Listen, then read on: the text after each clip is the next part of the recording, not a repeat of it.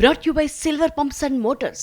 Top quality और consistent performance के लिए सिर्फ सिल्वर पंप्स नाम याद रखना. మామూలుగా అయితే 2-3 ఏళ్లకు సినిమా చేస్తుంటారు శంకర్. అలాంటిది ఏడాది గ్యాప్ లోనే 2 సినిమాలతో వచ్చారు ఈయన. అందుకే ఇకపై ఆ గ్యాప్ ఫిల్ చేయడానికి లాంగ్ గ్యాప్ తీసుకోబోతున్నారు. వినడానికి కాస్త విచిత్రంగా అనిపించినా ఇదే నిజం. 2 వరుస డిజాస్టర్స్ తరువాత ఈ దర్శకుడికి ఊహించినంత గ్యాప్ వచ్చేలా కనిపిస్తోంది. ఇంతకీ శంకర్ ప్లాన్ ఏంటి? ఇండస్ట్రీలో టైం ఎప్పుడూ ఒకేలా ఉండదు. కొన్నిసార్లు అది మన మాట వింటుంది, అప్పుడేం చేసినా చెల్లుతుంది. టైం బాలేనప్పుడు అది చెప్పినట్టుగా మనం చేయాల్సొస్తుంది. ఇన్నాళ్ళు శంకర్ మొదటిది చేశారు, ఇకిప్పుడు రెండోది చేయాల్సొచ్చేలా ఉంది.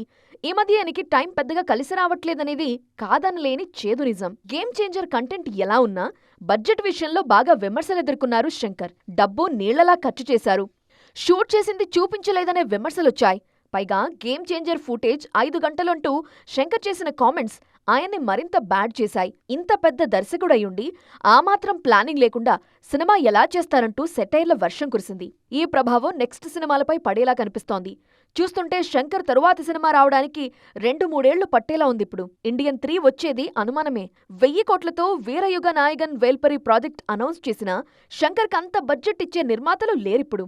ఎలా చూసుకున్నా ఈయనకి లాంగ్ గ్యాప్ అయితే తప్పేలా లేదిప్పుడు.